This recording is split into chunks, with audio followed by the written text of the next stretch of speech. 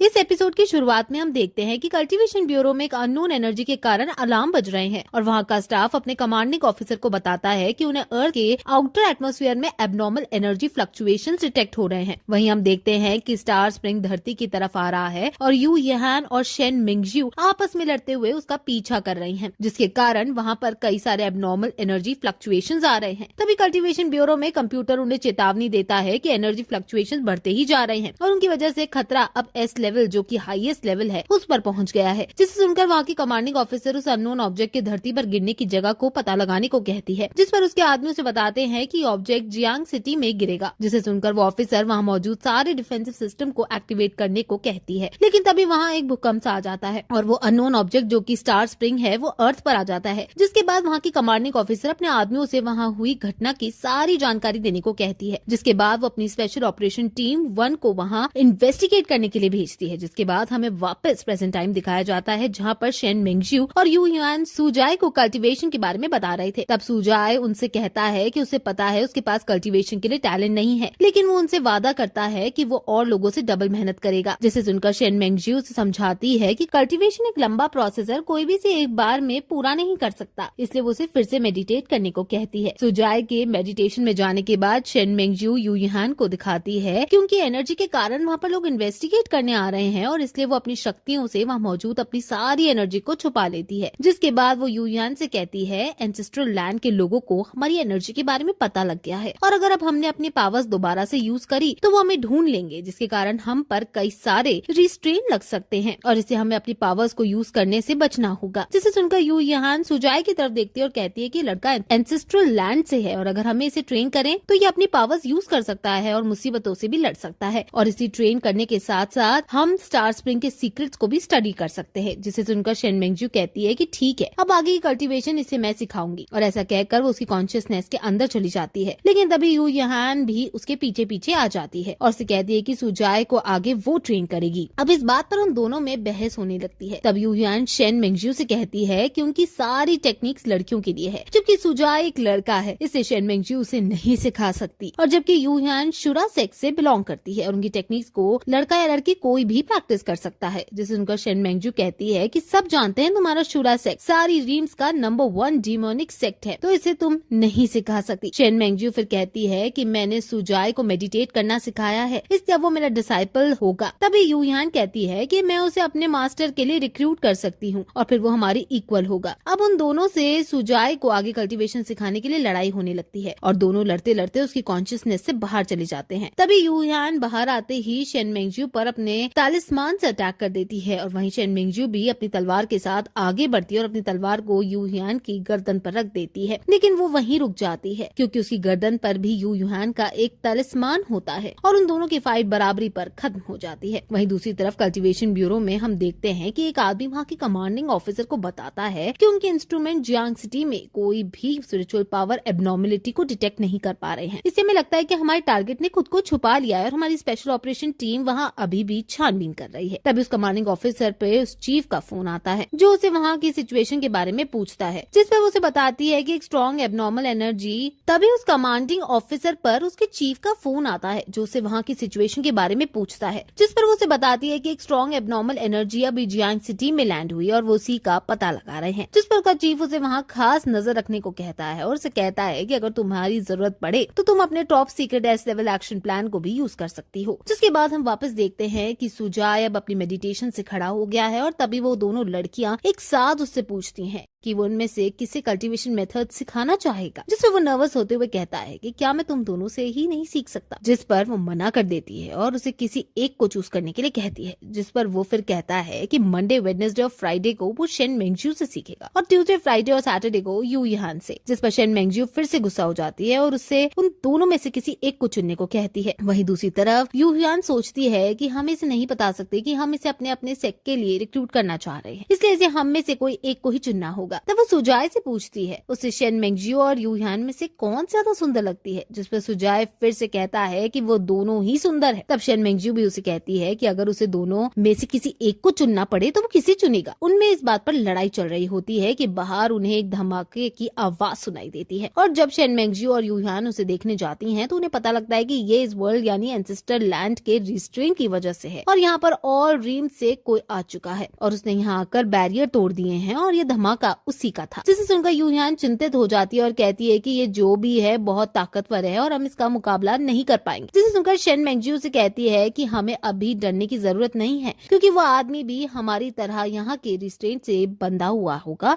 और उसकी पावर भी कमजोर होगी। तब यूहान कहती है कि एंसेस्ट्रल लैंड पर कई सारे सेक्स हैं और इसके छोटे साइज के बावजूद भी दुनिया के 80% सेक्स यही मौजूद है और माना कि वो स्पिरिचुअल पावर यूज नहीं कर सकते लेकिन फिर भी वो हमारे लिए खतरा है। ये सब सुनकर सुजाय कंफ्यूज हो जाता है और उससे पूछता है कि वो क्या बातें कर रही हैं। तब वो दोनों आपस में डिस्कस करती है उन्हें जल्दी से जल्दी सुजाय को भी ट्रेन करना होगा ताकि वो भी उनके साथ मिलकर लड़ सके। जिसके बाद वो दोनों उसे मिलकर सिखाने को तैयार हो जाती है और तब यूहान उससे कहती है कि हम तुम्हें कल्टीवेशन सिखाएंगे और तुम्हें हमें यहाँ के लोगों में घुल मिलकर रहना सिखाओगे। जिसमें सुजाय तैयार हो जाता है और उनसे कहता है कि यहाँ घुलने के लिए तुम्हें सबसे पहले कपड़े खरीदने होंगे। ये सुनकर शेन मेंगजियो कहती है कि उनके कपड़ों में क्या खराबी है। तब उन्हें समझाने के लिए सुजाय उनसे कहता है कि वो दोनों कुछ ज्यादा ही अच्छे कपड़ों में हैं और इसलिए उन्हें यहाँ दिक्कत आ सकती है। जिसके बाद वो उन दोनों के लिए कपड़े लेने बाहर चला जाता है और उन दोनों के लिए 2 जोड़ी कपड़े खरीद लाता है। जिसके बाद हमें दिखाया जाता है कि एक सेट के अंदर 3 लोग एक मूर्ति के आगे ध्यान में बैठे हैं। तभी उनके आगे रखी मोमबत्तियां अपने आप जल जाती है जिसे देखकर वो लोग चौंक जाते हैं लेकिन उनमें से एक बूढ़ा आदमी बाकी को उठने से रोकता है। तभी उनके आसपास कई सारे फूल खिल जाते हैं और हर जगह रोशनी कर देते हैं जिन्हें देखकर वो बूढ़ा आदमी मूर्ति के आगे झुक जाता है और कहता है कि मैं व्हाइट टावर सेक्ट का हेड बेंशन एंसेस्ट्रल मास्टर को नमन करता हूँ। तब उस मूर्ति में से आवाज आती है और वो उनसे कहती है कि ये सब एक साइन है और स्टार स्प्रिंग का नया मास्टर एंसेस्ट्रल लैंड में आ चुका है और तुम एंसेस्ट्रल लैंड में जाकर स्टार स्प्रिंग के मास्टर को ढूंढोगे और उसे हमारे सेक्ट में लेकर आओगे। जिसके बाद हमें फिर से सुजाय का कमरा दिखाया जाता है जहाँ वो यूहान और शेन मेंगजियो को कंप्यूटर के बारे में बता रहा होता है। तभी वो दोनों कपड़े चेंज करके आ जाती हैं जिन्हें सुजाय देखता ही रह जाता है लेकिन वो खुद को संभालते हुए कहता है कि अब हमें खाना खाने बाहर चलना चाहिए। जिसे सुनकर यूहान कहती है कि हम कल्टीवेटर्स हैं और हमें खाने की जरूरत नहीं पड़ती और आगे से तुम्हें भी नहीं पड़ेगी। जिसे सुनकर सुजाय घबरा जाता है और उनसे पूछता है कि क्या वो अपनी मनपसंद चीजें भी नहीं खा पाएगा और उसके बाद वो वहीं खड़ा होकर रोने और चिल्लाने लगता है। और दोस्तों इसी के साथ ये एपिसोड यही खत्म हो जाता है। जैसा कि अभी तक हमने देखा कि स्टार स्प्रिंग एक बहुत